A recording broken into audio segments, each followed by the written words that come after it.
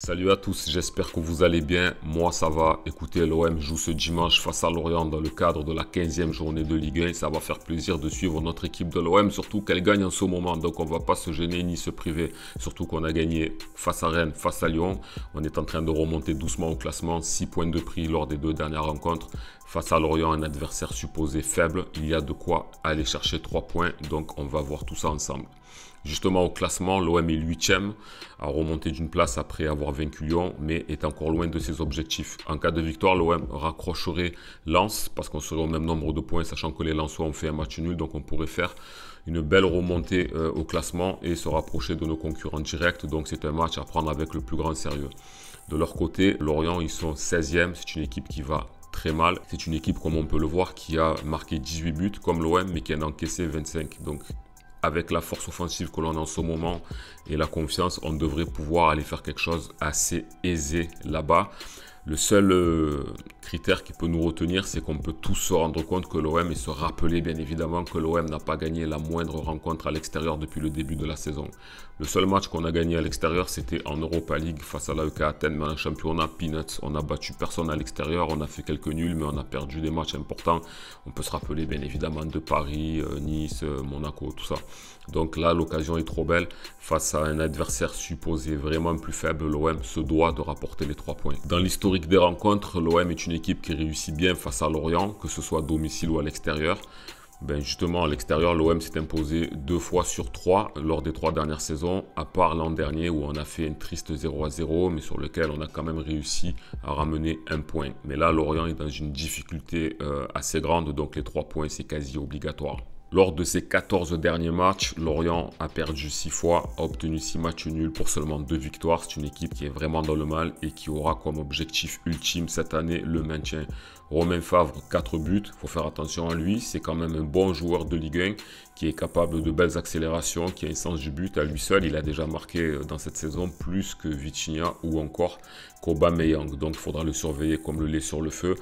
C'est dans ce genre de match que ce genre d'attaquant peut être motivé, donc attention. Quant à l'OM, cette saison, sur 14 matchs, les Olympiens ont perdu 4 fois, 5 matchs nuls pour seulement 5 victoires. Effectivement, que ce n'est pas assez par rapport aux objectifs fixés par Pablo Longoria et par l'ambition animée par le club de viser les 3 ou 4 premières places. Ce n'est pas suffisant, il va falloir se retrousser les manches pour remonter petit à petit. Mais là, on est sur une pente dynamique, donc on peut continuer à espérer.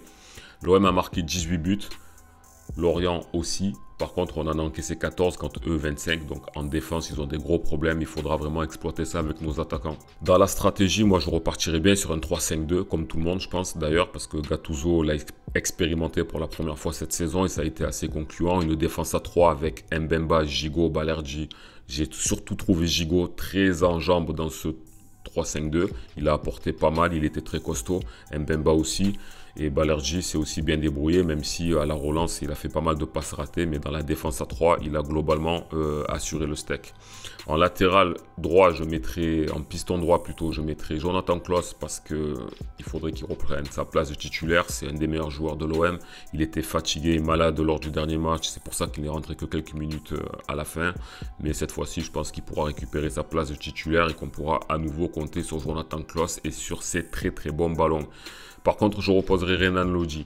À gauche, je mettrai Murillo, parce que Murillo, depuis le début qu'il a joué à l'OM, ces 2 derniers matchs, il a montré que c'était un garçon sur lequel on pouvait compter.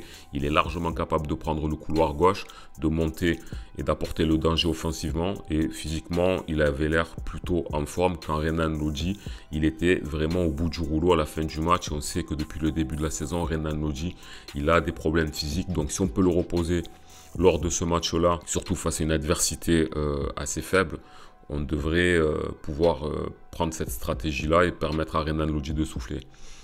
Dans le milieu de terrain, Jordan Verretou, bien évidemment. Asdin Ounahi, j'ai hésité entre lui et Pape Gueye, mais je me dis, Pape Gueye, il revient tout juste, donc ça serait bien qu'il rentre en cours de match. Je lui donnerai un peu plus de temps de jeu que face à Lyon, mais je le ferai rentrer en cours de match pour qu'il voit les placements de ses coéquipiers en étant sur le banc et qu'on puisse aussi donner du temps à Asdin Ounahi qui a encore besoin de se retrouver, même s'il est nettement meilleur depuis quelques matchs. Amin Harit derrière l'attaquant et bien évidemment... Vous voyez, j'ai dit derrière l'attaquant, tellement qu'on n'a pas l'habitude de jouer avec 2 attaquants. Amin Harit derrière les 2 attaquants, en la personne d'Aubameyang et de Vitinha. Pourquoi? Parce que les deux ont prouvé qu'ils pouvaient jouer ensemble. Les deux ont marqué, les deux ont été passeurs. Et même en conférence de presse, comme l'a dit Vitinha, il s'est bien plu à jouer avec Aubameyang. Et je pense que dans l'autre sens aussi. Et les deux se trouvent bien, donc pourquoi ne pas remettre l'expérience sur le tapis? Surtout que ça a été prolifique et ça permettra de faire jouer les deux. Voilà les gars, cette vidéo est à présent terminée. N'hésitez pas à vous abonner pour savoir quand est-ce que je poste des prochaines vidéos. Déjà la prochaine, ça sera le débrief face à Lorient. C'était Karim Diouf. Ciao.